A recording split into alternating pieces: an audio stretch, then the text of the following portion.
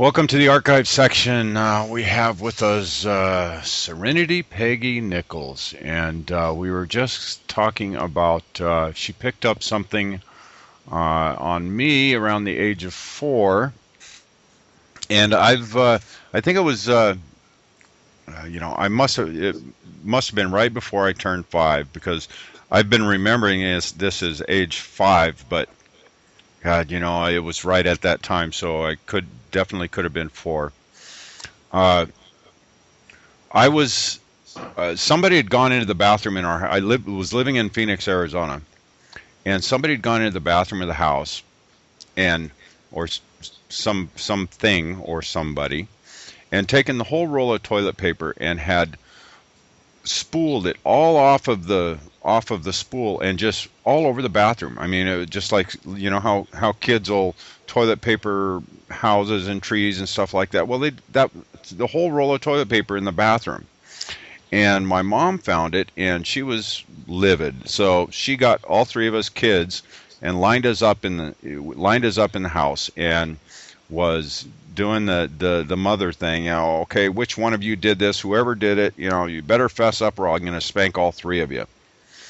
And I distinctly remembering knowing that neither my brother or my sister had done it, because we were all outside playing it, and I didn't do it, but I couldn't see her.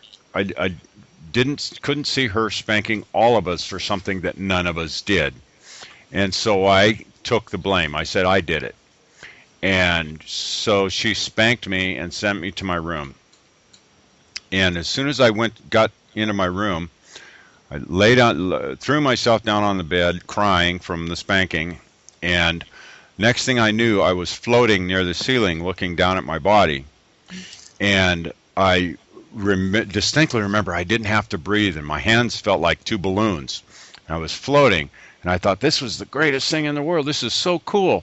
And so I flew through the skies. I don't remember going through the roof of the house or anything, but next thing I was flying in the skies over Phoenix, and I could see the whole city below me.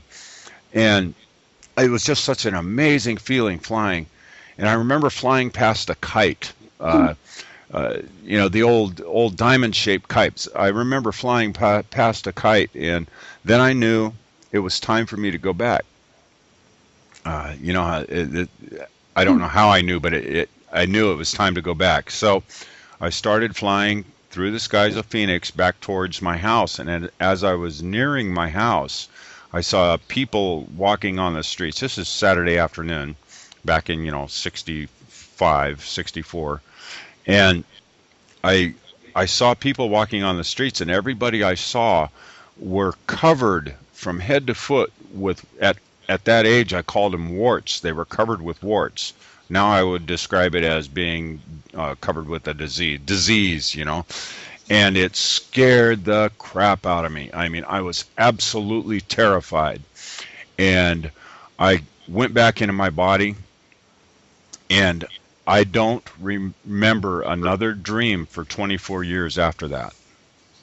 Oh, wow. How amazing. So amazing.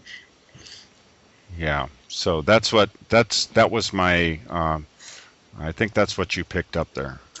Yeah, the energy of 4 was so strong around you, and I had to ask you because the energy wouldn't go away, and so following that lead. But what an experience, Tom. I mean, to last you basically for the rest of your life, and yes, I can see why the energy, and it's still there. So that energy never goes away. And I was glad that I tapped into it, so you were able to share this story. And what an amazing story it is. Yeah, yeah. Oh, I've got the dream after that was quite striking too. That I won't go into that right now. But anyways, at the age of 29, I resumed my dreaming, and it's very. Yeah, Tom has this thing. He doesn't dream often, but when he does, they're always like these. Most of us dream things like, "What was that all about?" It's just, but not Tom. Tom's dreams are always like, "What are you dreaming?" Like, they're so vivid and strong. Profound. Yeah, And I see that's things in my that's the only way dreams. he dreams Yeah. is these very profound dreams. Yeah. So anyways, back to the chakra stuff. The Now, crown. I want to activating a person's chakras. Now, me. Before we go into that, Tom, what would be the instrument with the Oh, crown? right. I guess we didn't get there. Okay, with the crown. Okay, the first thing that comes to me again are the string instruments. Here I find for myself like the banjo. Uh, but again, other people I found through my sessions, any type of string instrument really seems to come into this category. What would resonate for you, actually, if you stop and think for a moment? The only thing I find for me is when you go to Google or YouTube, those binaural beats. That's what I find, and the other one is the chanting. Yes, I Like was for going example, chanting for me. in a lot of traditions, when they channel an energy or they go into a higher state, people will start doing chanting, and they'll get dizzy, and which I've seen that as a kid, where they'll start chanting, and then this person starts, I don't know why, all of a sudden people start spinning all the time, and then boop, they're gone. Somebody else is home. Yes. Well, I again with each individual, I find it's what resonates with you, and it's wonderful because we're all so different. And if you find if through all the chakra, if say a flute resonates from 1 to 7, then that's wonderful. Or if it's a string or a drumming, it's finding in your identity and what relates to you and what makes that chakra feel balanced or alive, getting it spinning, working and cleansing it. So it's being open to what you want to grasp. Okay. Now, in your work, do you find that the more a person opens their crown chakra, that their physical head actually starts to change? Well, I find the problem when people open up their crown chakra too much. What's happening here is you start gathering and collecting energy that really doesn't belong to you. Good example, say you're lying in bed and the person next to you, you're like head to head. The crown chakra, now if it's way open, you're gathering and you're pulling the energy from that other individual to yours. Okay, it's coming in like a funnel. So let's say you were having a good day, you went to bed happy, but your partner has had a horrible day, they're angry. Now that energy you're picking up, because now the crown chakra for yourself should be maybe the size of $1, a coin. That's perfect. That's what's controlling for you. This is that direct line of energy that comes in from the divine, the heavens. But when it's open, I find people have trouble with sleeping. They toss, they turn, they're up every like 3 or 4 hours, and they're affected again by that energy by whoever is next to them. You've got to shut that off. It's almost like you can love somebody, but protect yourself from them too. Yeah. The reason why I was asking that, because, for example, there's with a lot of like monks, Shaolin monks, and they start getting like this ridge on their head. And it's also shown that the gray matter in your brain actually grows from constant meditation over the years. Like that's been proven scientifically. Some people's heads actually change from meditation over the years. That's why I was asking the question. Well, yes, it can.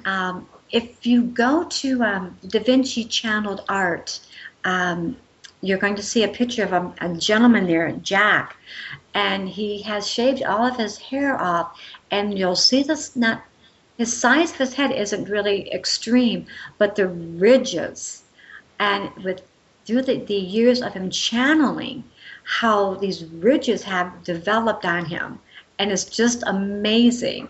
So I think it is with a higher connecting, going into that higher vibration energy from the other realms. It does leave like its mark on you.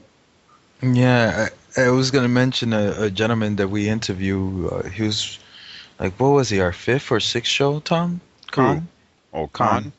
Yeah. Yeah, more like the seventh or eighth show, but yeah. Yeah, his frontal lobes, I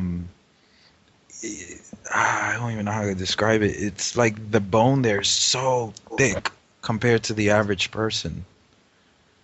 Oh, it's amazing the changes your body will go through.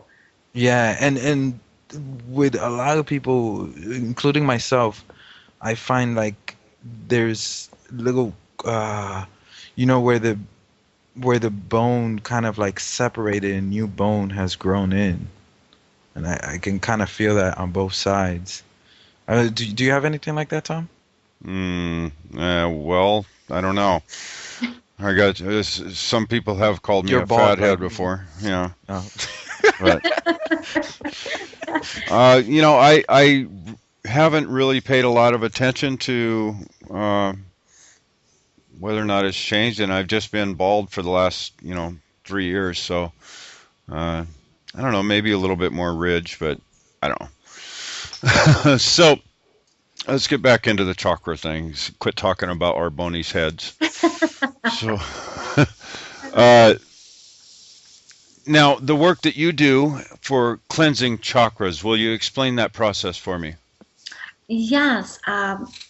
Normally when I do a session, instead of starting at the base or the root chakra, I'm going to start at your crown, because I want to work backwards, because I'm going to be going through your life from now and moving backwards. Here, because I want to bring to the forefront things that you know and things that you remember. Because so many times when I get down to the second or the first chakra, there's no remembrance. So I've got to build some credibility here. So if I pick up in those other housings, the chakras, things that have happened and you so remember, now when I find a drama, and unfortunately the violations that I see so many times that happened in the first and second chakra for men and women, though you blanked it out, I've hit home bases basically before I've gotten there. So you're going to remember, you're going to say, my gosh, I knew there was something wrong. I'm going to listen to what you're saying and hopefully to take it to be true. And with that, then it's like the chakra starts to reopen again. And also then your remembrance of those actions. And it can be very horrifying to relive that again, but it's part of that cleansing that has to take place. It's getting that chakra back into balance. It's taking that clog out of there that has stopped it from working properly. And you use, basically you just have learned the ability to focus your energies through to help break these blockages up? Yes. Well, as in the earlier intro, I do work with Anthony, who is my spirit guide. And before any and all sessions, I do a prayer and meditation that energy be brought through from the divine, so that way it doesn't deplete my own energy. And working with a spirit guide, hearing his direction, things that he'll bring forth, like the imagery, be it a disease or an organ that's failing. From my sessions, I've sent many people out the door directly to their doctor, and later on them coming back and thanking me because they knew there was something going on, but they wanted to ignore it. So being able to go and read not only the chakras, but the body. But again, working with Anthony, just using my hands, no other instruments. I never touch you because some people have an issue with touch, and I don't want them to think that I'm in any way violating their space. So my hands will go like inches away from the crown chakra, and then I'll read the energy. When I come to the face, I will just, again, inches away from your third eye and going down the body. Because people who have been violated, touch from a stranger can be such a horrifying experience for them. And here I need their confidence, their trust, and just reading the energy, the intensity of the heat will tell me the severity of the issue. Or if I'm talking with a person, if a spirit comes in, a loved one, my hand will get ice cold. And then I'll see who it is, and then I will then talk to that person, say, well, as today, the young lady, her grandmother came in, and I described her, and she just wept. And I said, you'll be able to see her if you cleanse your third eye. You open it up again. And so there's many things through that chakra, the readings, and it's not just your physical body, it's more than that. It's the spirits around you, or a spirit guide coming in through the crown chakra and describing that there's someone there to work with you. What's your visualization for actually removing the blockage? Actually, I will see the color of the blockage, or if I see actually the action. And so my describing that action, if I want to say an example, I had a young lady there. I got into her second chakra, and it was so black, and it was just clogged. And so I said, just relax, just please, I need for you to let your guard down more. I said, I won't touch you. But as I go into the chakra, it started cleansing and clearing. I saw a physician. She was in a hospital bed, and there was this physician, and he raped her. And she started to remember, but my having to tell her that what I saw, it opened that blockage. She remembered it. And that started the healing process. So when you're doing this, are you visualizing seeing the correct balance in there, or are you focusing on the negative aspect that you're seeing in there? We're going to deal with the negative first, and it's normally I'll take my right hand and I'll just take like a swirling, like I'm grabbing the energy and like pulling it out, and then like I'll flick it onto to the floor. And so it's like a removal process. But as I flick this negativity and ugliness, I do ask that it be, if you will, recycled into something of a love and energy, and not wanting to fill Mother Earth with this ugliness. God knows she's filled with enough of that.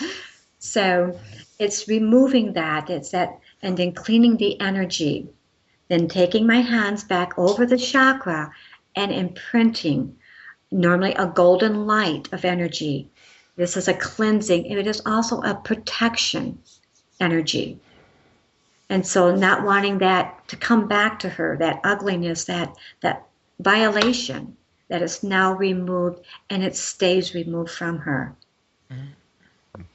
Do you have you found in your work while you're cleansing somebody that they've been like abductions, but not from other humans, but from aliens or other beings? I did a session, and it's remarkable because it was a gentleman that came in, and I go, these are all people I meet in a matter of minutes before I do the session. And I'm going into his third eye, and it was so profound because I found myself in another dimension. And he was a time traveler. And I was so amazed, and I'm telling my spirit guide, Anthony, where am I? This is nothing familiar to me. And he said, he's a time traveler. He is from another dimension. And he's here on Earth, but he's out of his element. And so I came back where he could see me, and I said, you're a time traveler. And he almost wept. And he goes, I know I'm different, and I just feel so out of place here. I'm not home. It was so amazing for me because he was my first time traveler I've ever encountered. Wow. And it was amazing because through your third eye, I can also go into it. I see what you see. And it was just, even now I'm almost speechless because he's been my one and only. But what a profound moment for me. And that we do have so many people here that are from the other dimensions. So when you say that, just for my own clarification, do you mean physically he was from another dimension, or his spirit was from another dimension? Physically. Like he reincarnated? Oh, physically he was from... Physically, yes. Oh, wow. Yes. And his energy was so different. The human form has a basic energy or auric field. We're all familiar with our auras, but his was so different. And I didn't understand that until he allowed me to read his chakras and going through his third eye, going into that other dimension. We have here on Earth all the children that are being born that, as you probably already know, that are the crystal and the indigo children. The reincarnated old souls that are here. The crystal children who are from other heavens, if you will. They are different. And they're trying to find their way in this dimension. And it's so wonderful for me to see that type of innocence coming back because we truly need it. Yeah. I was saying with the last show we were interviewing Crystal Clark, and this one little girl, I can't really see auras, but her eyes are so intense. And I teach English at a preschool here, and her eyes are just so intense. And I'm like, this little girl must be a rainbow child because they're just so intense. It's so different. Yes, and they are. And it's amazing that they can see you in such a different manner. Your energy, and those who are more heightened or gifted, they'll be drawn to those people. I had a young lady come in with her daughter, and the little girl was probably 6 years old, and I'd never had met her. And the little girl's tugging on her mom, and she goes, "Mommy, have her read me. Have her read me, because she can see me." And I just wanted to cry because that purity, because their third eye is so open. It hasn't been clouded or jaded. And usually up until the age of 7, it's so clear for them. But after 7, that changing will happen because of their environment, that nourishment, or they don't want to be different because they want to be accepted by other children around them or even family members. It makes me sad when a parent has a beautiful indigo child and they go, "Well, I can't deal with this, with this kid," so they take them and put them on Prozac or Ritalin, and they close them down. And they're different because they're just that, but in a beautiful way. Yeah, definitely some different stuff coming in now. With that, should we go ahead into the past life regressions? Tom? Let's see. Well, there was a couple more things I wanted to talk about with about the chakras. A couple questions. When you're working the energy, I know that when a person is in meditation and when you're working with your chakras, you work in a circular dimension, a circular motion through your chakras. You know, we were talking earlier about them all being in synchronicity with each other. And do you do your cleansing in a similar manner? Do you work that energy in a circular motion? Yes, I do, Tom. And it's like setting the timing for you. So I want each and every one of the chakras to be in that same movement, that same energy and spin. Again, it's like timing a car. You got to have your pistons, uniformed, hitting in sequency. And it's the same thing with your chakras. If I have 6 of them in one time frame and then the 7th off, it's misfiring, okay? And so they're not going to function properly. So spinning them all in the right motion, direction, because of the male and the female. And it's like you'll feel that energy from the top of your head flowing down to your toes and then back up. Just a wonderful harmony, just like a wind, if you will, just going from head to toe. There's no mishaps. It's no misfiring for you.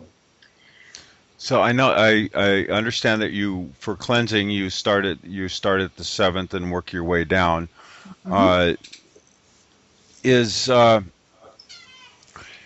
Now the motion of the chakras, does it spiral up, or when you're doing that meditation, should it spiral up or should it spiral down, or should they all be basically making their own? I kind of envision them sort of like a vortex, spiraling from one into the other, into the other, into the other, into the other. Or should they be basically spiraling on their own in synchronicity? No, actually, the vortex is a beautiful way of describing it, Tom, because they all have to interconnect. So it's like there's 7 individual housing units, but you are one. So yes, that vortex is like opening it up, all the way up and then all the way down. Yes, I would think that would be the perfect way of describing it. Each are individual because of the different timing, but when they're in sync, it is just like that vortex. Great. And one thing I like to point out, and maybe the listeners might enjoy this, the emotional chakra. Take note of how many women and men you see that emotional chakra is like they've got this big belly or a thickening in around that area. The emotional chakra will protect itself, and what used to be maybe a 32 waistline now is a 38. Is because the energy will keep layering and layering itself to protect it. And all this time I thought they were beer bellies. No, my dear. No, but take a look. You may see a beautifully shaped woman or a very nice developed man, but you notice in that chakra area, it's like this abnormality. It's like, my God, if they would lose that belly, what a nice body they would have. But the emotional chakra will thicken itself. And people can diet, you can starve yourself, but it never goes away. I've heard that a lot. Yes. Yeah. I know exactly what you're talking about. And so when you address that emotional chakra, it then will take away those layers for you and bring you back to normal. And more times than not, it's the women that come in for sessions. And it's just amazing. I go, you've been dieting. They go, yeah, I've been starving myself, but I keep getting bigger and bigger. And I go, but honey, it's because your problem keeps getting bigger and bigger. And so address that. And so the emotional chakra, I can't press enough. Keep that in balance, because otherwise you spin off into another issues. You look in the mirror and you go, oh my God, I hate myself. What have I done here? Now my husband doesn't love me because I'm fat. Now you're complicating. You're adding more and more issues here. So, get to the root of the problem, and you'll get thin again. Yeah. We make things so complicated, but it really isn't. Life can be so simple if we just make it that way. Address the issues, control it. Don't let that issue control you. Confront yourself. Absolutely, yes.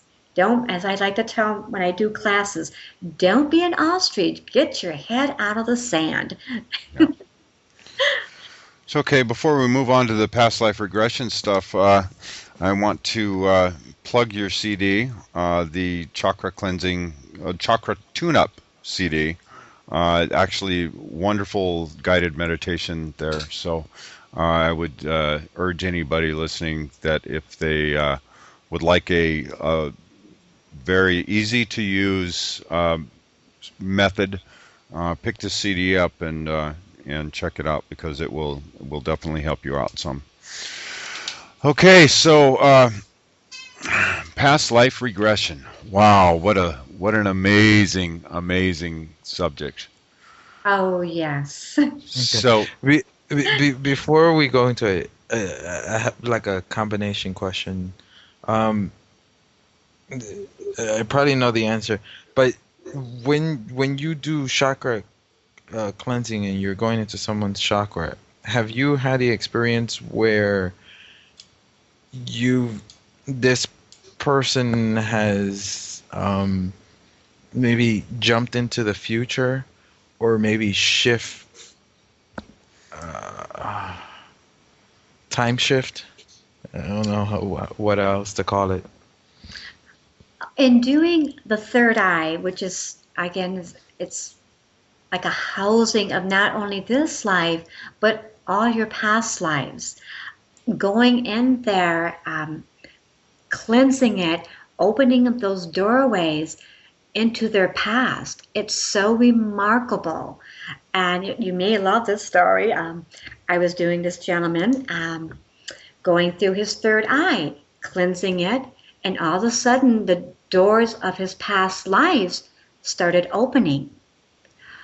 As they're opening, there's these flashes of time spans, just very briefly. But I was there. And I'm looking and going, oh my God, I have had past lives with this man. Well, I just celebrated my 2nd anniversary. On Wednesday, I married this man. And he knew that he had shared past lives with me. With doing his chakra cleansing. Oh, wow. It opened up his remembrance of those lives that we shared together. And it's so wonderful. So seeing that in a complete stranger, but familiar, and seeing yourself how differently one looks.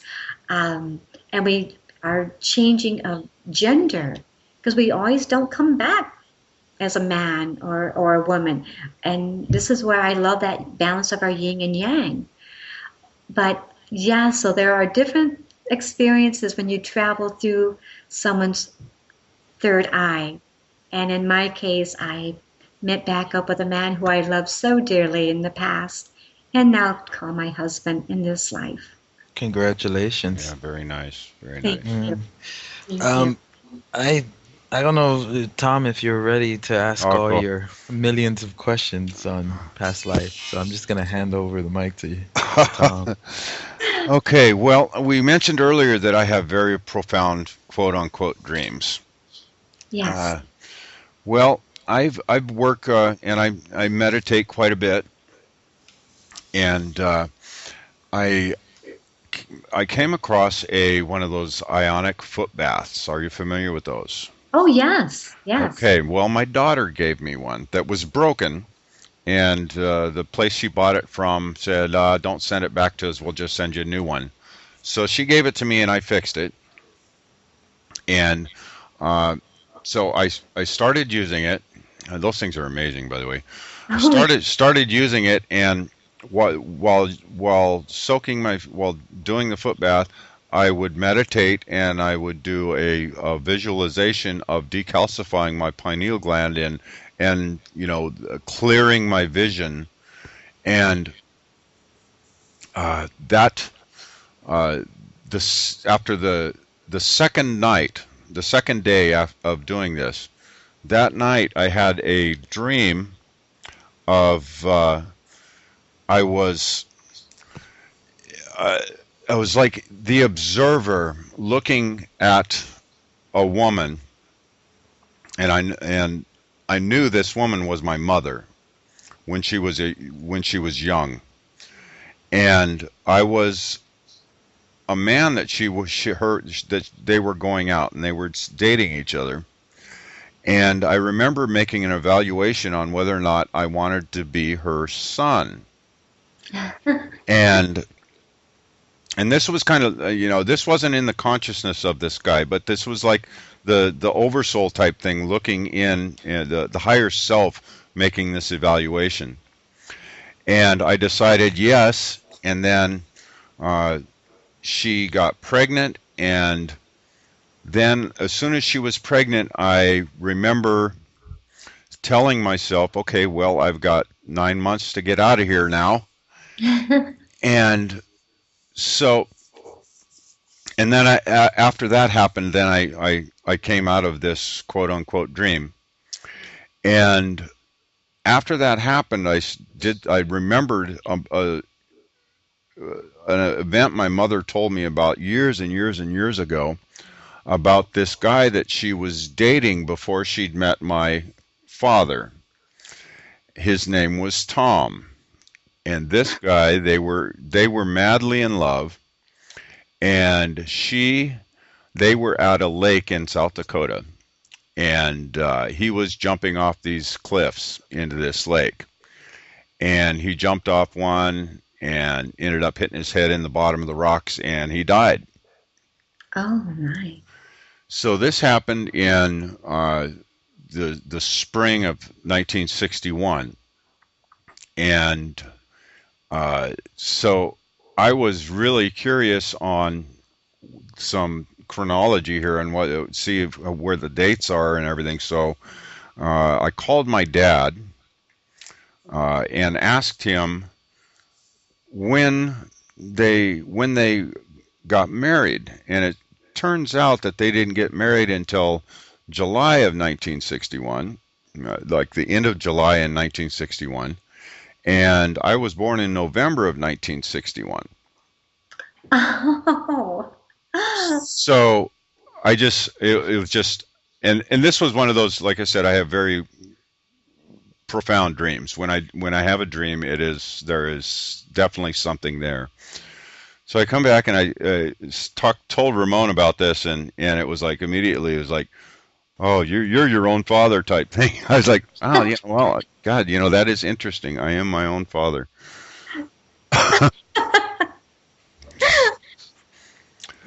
So, and then, okay, so that was the second night after doing this foot bath and the visualization of decalcifying my pineal gland and clearing my vision. 2 nights later. Wait, before you go into that one, because that one's also a doozy. I want to hear what she says about that so far, because the next one really, for me, it just took me, wow. So, wonderful story. And actually a friend of mine had an experience very close to yours, that she was in this room and there's a man and woman, and she's looking at them and she goes, yes, I would gladly be born with this couple. And here, 9 months later, she arrives, and she remembered that. So people do choose on occasion, and you remember your parents, and it's amazing.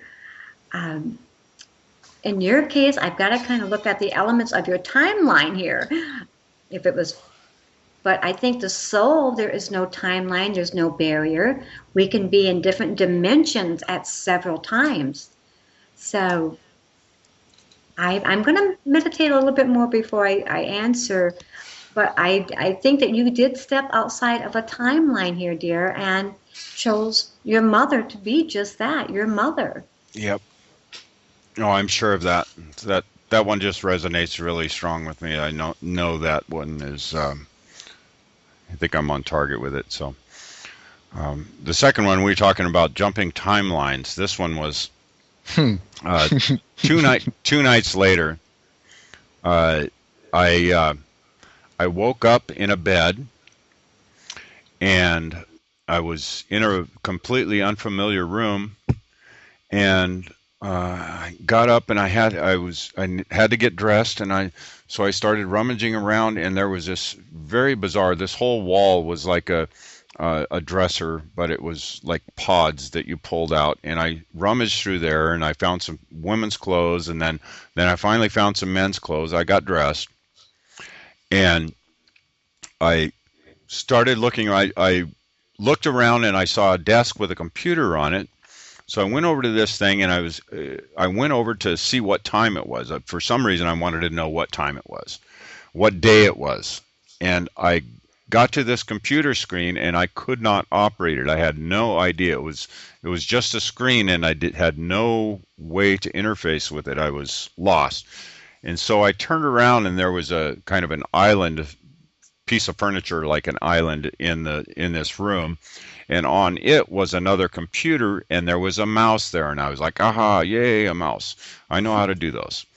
So I opened up the little calendar thing, and it was like Windows 7. I don't know why this would be Windows 7 in this time frame that I was in, but I opened up the calendar, and it was August 17th of 5175. Oh, my. So I got up and I walked out the door, and as I walked to the door, the door just slid open, kind of like the doors do in Star Trek, They just slid open out of my way, and I walked out into a big corridor, and there were people walking up and down the corridor. It was more like a street inside of some form of structure, and about half of the people were dressed in. It wasn't like a military uniform, but it was a uniform, and the other half were just dressed in civilian type clothes, and it felt metallic as far as the walls and the floor and the ceiling. So the impression I got out of it was that I was not on the surface of the planet. I was either under it or above it. But yeah, I came out and told Ramon that the next day. I told Ramon about this one, and he kind of freaked out a bit. But well, in dream states, the consciousness can go into other realms and dimensions, and not only can we travel back in time, but as you know, Tom, you can travel in time into the future. That's the thing here. I almost feel that it wasn't a dream time. I feel like he was pulled out, and I could be 100% wrong, so I'm not an expert in this, but I feel he was pulled out and actually placed there for a reason. And the reason why is because they gave him a date of August 17, 5175. Yeah. And he woke up naked, which kind of reminds me of the sci-fi, the science fiction movies, like Terminator. And also, I don't know if you study people who claim that they've been through Stargates that the military has, that they normally can't travel with anything that is man-made. It has to be all natural. Yes. So, and the other thing is that, at least in my experience from my dreams, I can't read anything. The clock is always, weird numbers, and I can't read time or read like a piece of paper. I also have a pretty good feel of the dream states, because I am able to do a conscious astral projection, completely fully aware, intentional, conscious astral projection. So I'm real familiar with the way it feels when I'm in these different places, and these two I've recounted here were definitely had the feel of being there versus a dream. So Yeah. Well, definitely a reality, and just yeah, how real it can be. Um, Opening up into these gateways and having that ability, not just on occasion, but through discipline and training with yourself, that you can do this, on a daily basis if you desire. Um, and just, and I'm sure, going there and in your meditation, that putting that protection around yourself, because you are going into an arena that is unfamiliar. And I use a lot of times when I astral travel, a guide with me, because sometimes you can get confused and you hmm want to make sure you come back not only completely physically into the body, but mentally whole as absolutely. well. Yeah.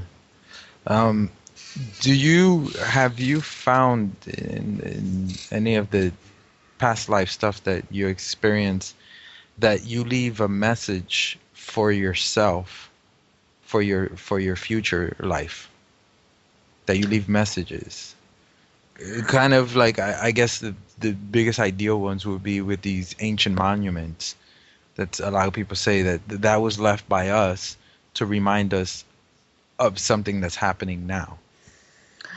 Yes, I believe in maybe, and not consciously, in that life do we do things or leave things behind, but our actions, and I think in the rebirth and the new life, that when we can open up that doorway, that the energy between our two worlds, it's those glimpses and things that we're familiar with. It's like, okay, I know I'm different, but I've drawn maybe to a particular culture is because that's where you came from. So I think we have those imprints within ourselves, and it's then opening up that energy, that those doors from the past, to understand it more clearly, and not thinking that we're crazy, for a lack of a better way of expressing it, or why all your family members look a particular way and you look so different. So we are, I think, our own imprints, that remembrance of our past, they're right here with us. Yeah. So go ahead. Let's go ahead and uh, talk about your regressions. What's the process that you go through for doing a past life regression on someone?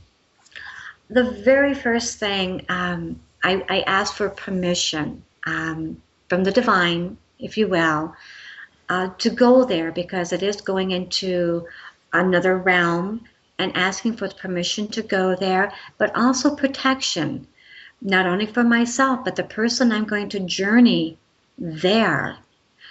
In the session, it's very quiet, very private. I normally will use certain crystals um, to have in the room that helps with the time traveling. When Before we go into the session, I'll have the person stand and let themselves be like a pendulum, and I'll say, you have to ask if you can go back into your past lives. And they'll have that deer in the headlight look, but he said, it's important, you have to have permission. So they'll ask quietly, or if they want to say it aloud. If their body moves forward, a yes was given. Then I know I can journey them. Getting them normally on a massage table, with the crystals. Getting them with the essence of smell. I'll have like incense going, very maybe just candles where it's a nice dim lit room. Everything else is turned off. There's no cell phones, no nothing, because I don't want any other energy and vibration here. Breathing exercises, getting to relax, but then I'll ask them to bring to the forefront to see like a stairway, because the imagery is so important. And then through the stairway, then we're going to walk downward and I'll have them count, see the step, or feel it. So that way they're going to start removing themselves from this timeline and exiting and getting ready to go into the past. When they're at the very end, the 12 steps, I'll see if they, and through their third eye, I'll see what they're seeing. And hopefully they'll see a door in front of them. Or if they can't see it quite yet, I'll make them like feel it. They have to get their senses working here, because they're the one that's going to see the journey. I'm not going to just tell them what's happening. They're going to see it themselves. So when they finally bring forth the door, I'll have them look to the left and see like glimmers of light or doorways, markings. And each of these, I say, will represent a past life for you. And so they can see that way. If I have them look to the right, many times then there will be gateways or doorways, and these are yet lives for them to have. So centering again, coming to the doorway, having them feel the door open, pushing it if they will, going into the other side, the other life that they just left before this one. Their eyes will open and then they'll see. I want them to describe what they're seeing. Feel the impressions of everything around them, and then we walk through that journey. I see what's going on, but I make them tell me, because that way they become more connected, more familiar. And through the journey, the intent here is just to see who and what they were in that past life. I don't want to take them to see their demise, because that's too shocking to their soul, and they're normally not ready to see that. Is to be familiar with what country they were born in, the lifestyle. Were they rich? Were they poor? Were they a man or a woman? Just reacquainting, again, with yourself. If other people come through this journey, I want them to pay attention to their eyes, touching them, feeling their energy, that vibration. Because after they come back from this journey, I want them to see if anyone now is in their present life. And 9 times out of 10, there is that individual with them. So it's 5 minutes, it may be an hour. It depends on the person, how they're able to accept that journey, how far they want to go into it, and all the information that we need to obtain. But then normally my spirit guide will say it's time for us to come back. And so gathering all the information, because they're going to remember it, coming back out, closing the door tightly before we come back up the stairway. And then as they're coming up the steps, it's like they're coming more back into their physical body. And then when they're opening of their eyes, it's like now, that's my signal, they are completely back and present. And more than that, they'll just weep, because it's like so many things in this life will start making sense to them, better understanding. And it's such a beautiful thing. But as I sent you the 2 different CDs to you gentlemen, because there's 2 different ways of doing a past life. It's walking back the past life, one before this, another session going back to the other, and so forth. But when you want a journey, if you have a specific question, like my husband or my wife, did I know them in a past life? Then you'll journey in a little different manner here. And I use Scrooge in the Christmas Carol, because just like in that movie, this is what Spirit will do for you. And it may be, yes, this person was not only in this life, but this one and this one. And so it will give you glimpses to many or all other lives that to give you that answer. But the ones I caution people with is when they want to know about their karmic debt, or maybe even their health issues, or why they have these horrible struggles and they just can't seem to get out of this circle of chasing their tail.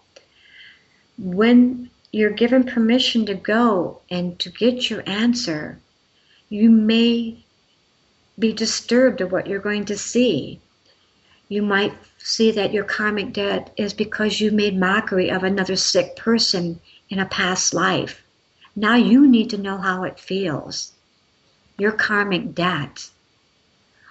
Or you may have abused money in a past life. And now you have to struggle in this one for appreciation. And I had a lady journey back because this horrible haunting she always had with this man that she can't seem to get out of her life. She journeyed back and she saw that in this life, she was a little boy and he was the sister. And as a little boy, he killed the parents because of what they were doing to the sister. And it was haunting. And she understood now the secrecy of their life, even now, that hushing, the hiding, is because of what happened in that life and that promise that we'll never tell. We always will stay together no matter what. We have to be together. And she cried and she cried, but it's like then this burden left her because she saw her own actions and she came to peace with it. It's really amazing the way in some situations that when a person is able to recognize the root cause of things like that, like for instance, my daughter, she had for the most of her life she had problems with her. I guess it's the thyroid gland in your neck, right? Yes. So she had problems with the thyroid gland on her right side, and she would have horrible pain there. I mean, it'd swell up and it hurt, and she actually had a regression done, and by a Reiki master, as a matter of fact, that identified the throat without any promptings and took her into a Native American lifetime. This is pre-Columbus era, where she had been shot in the throat with an arrow. And after working with this Reiki woman, she was able to work through that energy, and now she no longer has any problems with her throat. I've also heard that when you injured or killed, that you sometimes bring that. So usually, like in the past, would be like arrows. You bring the arrow spear, the energy of it into other lifetimes. So you're constantly suffering with a pain in that area. So energetically, you bring that weapon with you. Oh, yes. Is that what happens? Well, what happens is that a lot of times when a drama happened like this violation, your body is in shock, especially if you died suddenly. It's like your soul is in this limbo and this turbulence. And so that injury that happened in that life, you, in a way, bring it into the now and present. Very similar to Tom, one of my clients, throat problems. And doctor after doctor said, there's nothing wrong with you. You know, it's like it's all in your head. But took her, as Tom did, go into a past life regression. And I see her as a man back in the days, in the 1800s, on a horse. And she was hung. But before the hand slapped the horse to have it run away and then hang him in that life, I stopped the regression. But telling her, you were hung, it's like the soul reconnected. It remembered, and the problems with the throat stopped. Right. The first step to resolving an issue is identifying it. Exactly. And it's so hard when it's brought in from a past life.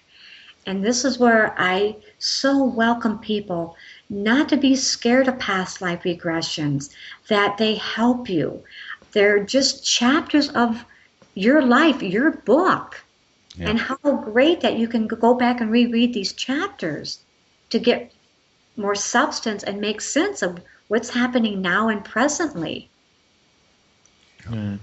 Do you ever take them into the in-between stage? So after they die and before they're born, do you ever take anybody into that stage? No, I haven't, Ramon, because I've never been permitted to do that. So again, I work with permission with everything I do, and that has not been given to me. And I think it's probably a good thing, because just for people to be comfortable just with a past life is complicated enough for them, but to take them into that arena of being in limbo, I don't think they're ready for that. Possibly later in their life, or in maybe the next life, and when they're at a higher level of consciousness, that it would be comfortable for them. But right now I have yet to find anyone, again, that I've been permitted to do that for, nor do I personally feel that they're ready for it. It's really a gray area. Even time traveling myself, I'm never cease to be amazed when Spirit takes me into other realms, other arenas. And it does take me a few days to come back into this realm of reality and get synchronized again. So even with all my years of experience, I'm sorry. Go ahead. No, that's okay, dear. I was gonna say, with that being said, have you ever taken someone to a past life in another planet, or a parallel life where the soul is, for example, so I'm Ramon who lives in Japan, and then I'll be like Bob who lives in Idaho, for example, at the same time. No, I haven't. I hope that someday that I am capable of doing and willing to do that for an individual. But I find it, the comprehension of most of the people I deal with, just going back that one life, just taking them to that dimension alone is all that they can handle. Mm-hmm. But there, we do exist in other realms at the same time, and how wonderful that is.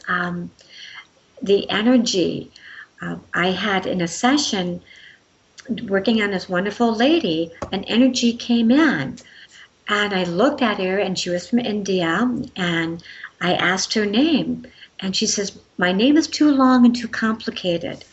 You may just call me Amma." And she exists. She's living in this plane, alive and well. She's from India, and she goes all over the world.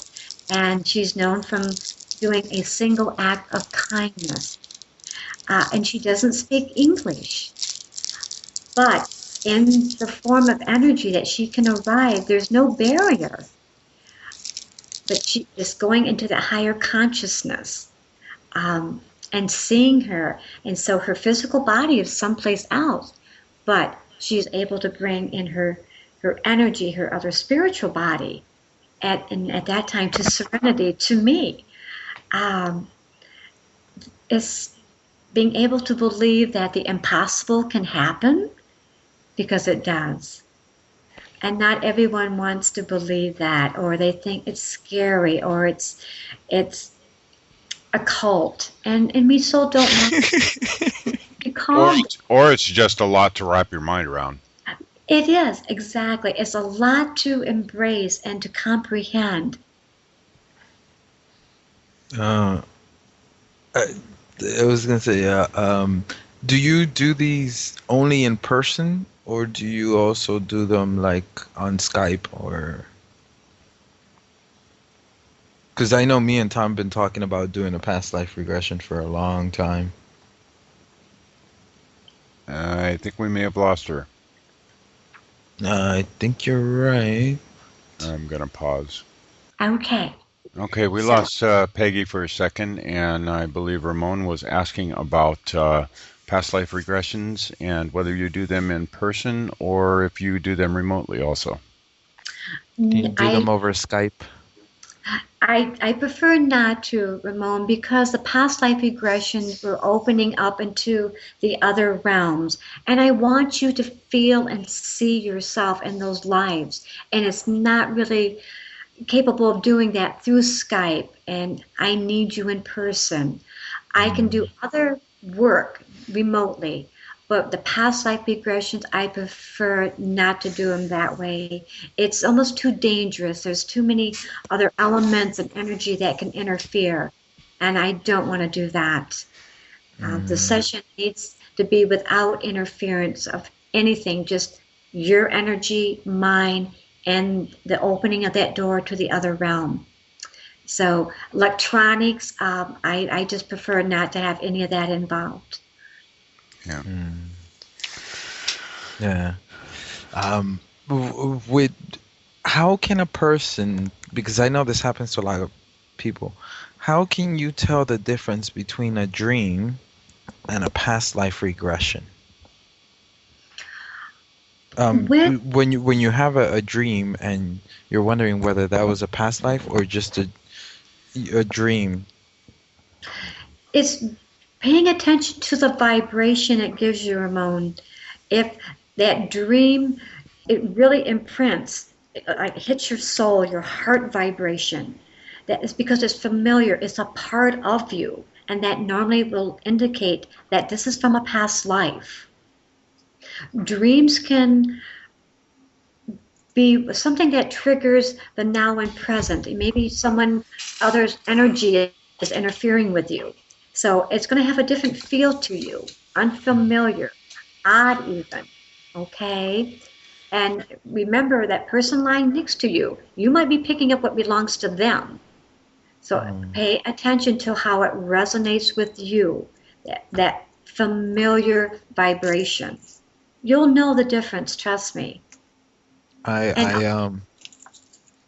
was gonna say I had a dream. It was quite disturbing actually. It was a ancient past, and when I mean ancient, it was like I was riding dinosaurs. It was this one particular type of dinosaur, the one with the spiked ball on the back. Yes. I don't know the name of the animal, but I've seen them on TV. And pictures, of course, because they don't exist anymore. So we were riding these, and my clan was at war with a friend of mine's clan who I met over in Washington, my friend's son, and our clans were at war, and I had captured him, and he told me that it was such a dishonor to be captured that he wanted me to kill him, and I just couldn't bring myself to kill him in cold blood, like that. Now, and knowing this person in this life, I would dare say that life did exist with you, and really all you have to do, honey, is ask your higher self, just in your meditation, ask, did I live in this life? Was this real? And the higher self will never lie to you. And just wait for your answer, yes or a no. You can also use yourself as a pendulum. Stand, bow before the divine. Bring your hands out for the energy. Ask your question. And let your body answer for you. A movement to the front means yes. If you move backwards, that means no. So your answers are always there for you. You just have to ask. It's that simple. Mm-hmm. The kinesiology stuff, Ramon. Yeah. Yeah, and it's just how wonderful that to have access to all those answers. It's wonderful, and having the clarity, and then it's defined. Like, wow, I actually lived in that timeline, and in that life, how I couldn't take another man's life. How wonderful that is. That says a lot about you, your soul, your character, and your being. And I dare say that you're still that man with that type of honor and integrity today. I would hope so. Yes. Well, you have the color, the auric field around you that says that you are. Thank you. Now I'm stuck with words. Tom, is that a first? Throat chakra up there. Oh. Okay, well, we're well over an hour now for the second hour. So, well, Peggy, Yeah, I was just about to say, would you like to go a little longer, or do you want to end here? If you gentlemen would need a little bit more time, I'm fine with that. So is that your discretion, or if you It's up to you. I'm fine with it. What do you think, Tom? How do you feel? For a few more minutes, I actually like. Well, I better just blurt it out. What do you what do you see in my aura? Can you see anything in mine? In your auric field right now, I see a beautiful color of blue around you. Okay, very strong. You're basically as though you like to have fun. Your auric field shows me that you're a no nonsense type of man, meaning that you know what you believe and no one's going to waver you from that. Blue is also a wonderful color that comes with healers. Strong blues and strong greens. And in many ways, Tom, you are a healer. I see that there's a lot more heightening yet to come with you. But that's where now you've reopened into your dream state because you were dormant for so long. But you're getting reacquainted, and how fortunately Anthony is showing you much like a time traveler. When you're truly ready, you're going to be able to pinpoint where you want to go. And how amazing that you can go there and in a way help direct us now and presently of the things that we need to do. What a wonderful gift you have. And we need all the help that we can get, not only from the now and present of our realm, but going into the future, seeing maybe those mistakes that we can avoid. So you're very, very important. And I hope you always pay attention to your higher self. I just see that sometimes when you come back from your astral traveling, you have some bumpy re-enterings into your body. So don't feel bad. We all have that on occasion. So that little jerking or, like maybe waking up suddenly is just you re-entering your body. But wow, I see you much as a time traveler. And again, we so need you. Well, thank you very much. Yay. So now let's go a little bit into Peggy's life. Okay. Have you had any contacts with other worldly, dimensional, or any other type of being that you just can't go to the corner and meet?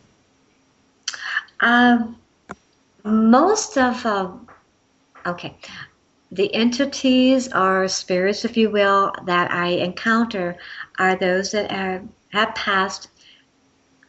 I do a lot of spirits that come forth from the animal realm. which is wonderful. I've had only the one time traveler. I hope that maybe I'll have more. Tom, in a way, is maybe that second one. I stay within my comfort zone. I don't like working with the spirits that come to me that say were murdered and want assistance to be brought to justice, the person that murdered them. That's my uncomfortable zone. I want to assist people that, being a healer, if you will, I want you to help heal the spiritual, the emotional, and the physical body. Dealing with the realm of those that were violated and are murdered. That's my uncomfortable area. But spirits that come forth, that say like the grandmother or the dog, that I'm here. Just let them know that describe me so they know I'm with you. My father and my grandfather were seers, so we do have the ability. Their gifts they handed to me. I can go back into the past, and I can go into the future. I only go as far as I think is comfortable for myself or the person I'm doing a reading on. My grandmother, great-grandma, and her great-great-grandmother were all shamans.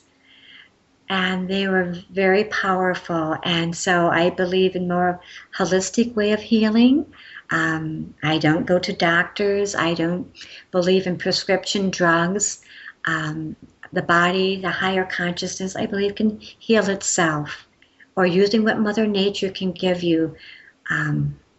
So with my ancestry, my grandparents, my father, being gifted, that has only helped me to be comfortable in what I do now and presently.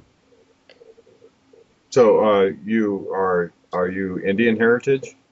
Yes, Cherokee. Mm.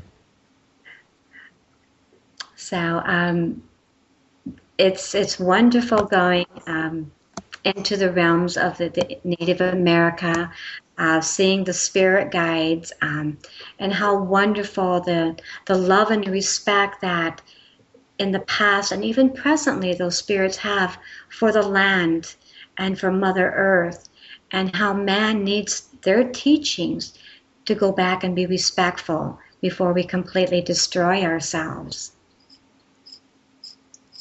With that being said, how far in the future have you gone, and have you been able to see anything as far as the future as humanity? No, and I purposely don't go too far out because it's the vibration of the energy I feel as I may travel outward becomes very disturbing to my soul.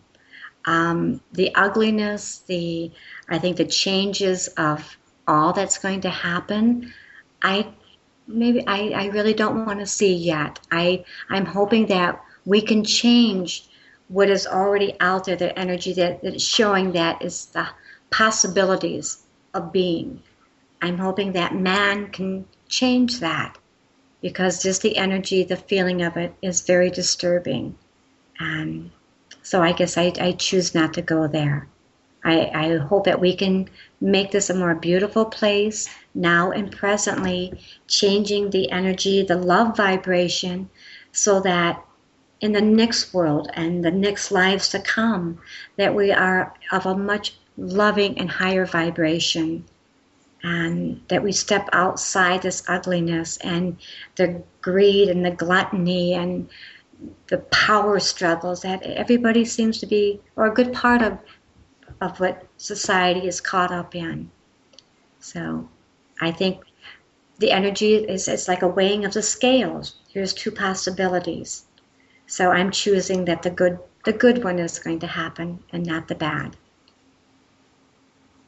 I think the good side is growing exponentially right now. There are so many people that are waking up and that are actually starting to ask good questions, and are starting to face themselves and starting to face the reality of the situation we're in, and taking action. Even if it's just with themselves, taking the Yeah. action within themselves to straighten themselves out first, and then spread that vibration. Yes, absolutely. And it's just being conscious of our every action, um, how we address ourselves with love and our friends and family, being conscious that we can't change the ugliness. I mean, if we say a horrible thing, that energy is out there, and we go, "Oh God, I wish I hadn't said that." Let's be conscious of the repercussions before it happens. Like, I don't need to say that. Let me redirect it. So just being more conscious, going to that higher vibration within yourself, and not doing something that you're going to regret. And it's like trying to grab that energy and bring it back. You can't do it. So it's like having to work twice as hard to make up for it. So let's do it right the first time. I've been finding a lot that is just compared to, when was it, 2007, when I first started looking information about all these different things on the internet. I find it now so much easier to find information. Oh, isn't it wonderful? And shows, like, there's always a show on where I don't own a TV because, if I need some kind of entertainment, I can always find, besides our own show, I can find a show on. Yes. Oh, and it's so wonderful of people being able to, as us, talk openly and without any hesitation of, what resonates for us. And maybe it doesn't for everybody else, but we can speak it, and it is voicing it. And maybe it falls upon one person's ear and go, oh my God, there's another person who thinks like me. How wonderful. I'm not crazy. It's like you're finding a group that you really fit in with. And there's no angry mob knocking at your door. Yes, you don't feel like they're going to be bundled and tied to the stake and burned, Well, if you drown, you're not a witch. If you fly away, then you're a witch. Oh, okay, that makes sense. Oh, and there are so many wonderful movies coming out and programs that are addressing the spiritual. The movie Avatar, I don't know if you gentlemen have seen it. Oh, Yeah, of course. Oh, the messages within that movie are so moving. The connection with the Mother Earth, the tree, the life. And I think needing more of that out there for the younger people to see, and that we are connecting and not seeing these video games where we can blow you up in pieces, and the horror. Let's see how far we can scare you to death and give you nightmares. That within these other movies of beautiful messages and connecting and a respect for all things, and one of them being Mother Earth, and respect for one another, and importantly, oneself. Absolutely. Yeah. Tom, you got any other questions? Well, I think I'm good for right now. This has been really good stuff. Yeah. Well, gentlemen, it has been my pleasure, and I thank you allowing me to be on your program. I hope that you'll tune in to mine. I think you'll find it interesting.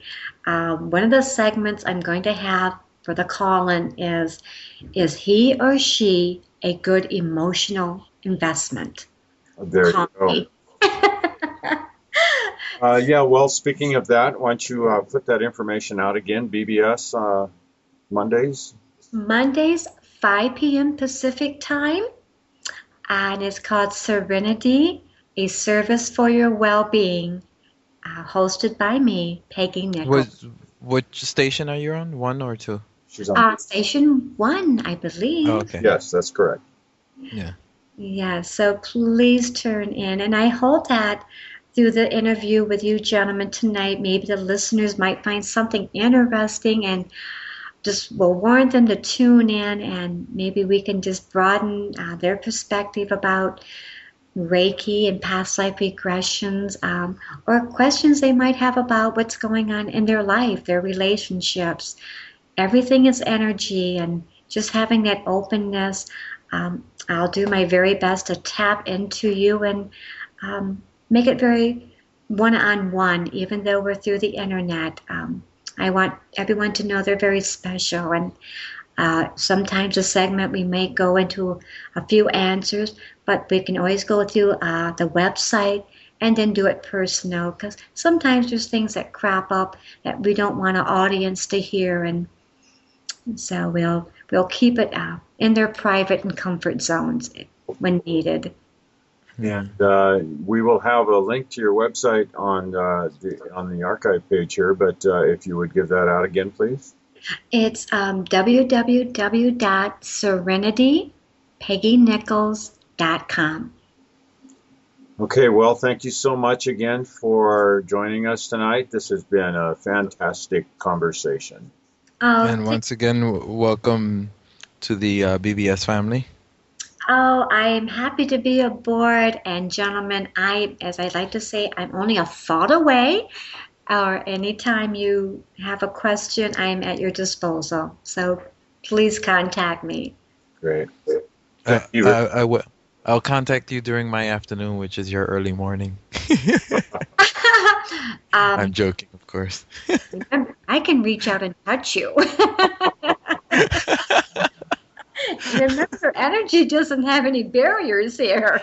But I promise I won't inflict any pain upon you. I just may, let's see, what could I do? I'll maybe just shake me up. I'll be kind. But gentlemen, again, it's been such a pleasure, and I will be tuning into your stations and telling my clients and associates about you, and we'll just send all the business your way that we can. Great. Likewise. Thank you. Thank you, Peggy. Thank you, Peggy, and thank you for listening to the 100th Monkey, and we will talk again next week. Condemnation without investigation is the height of ignorance. Love you guys. Night. Good night.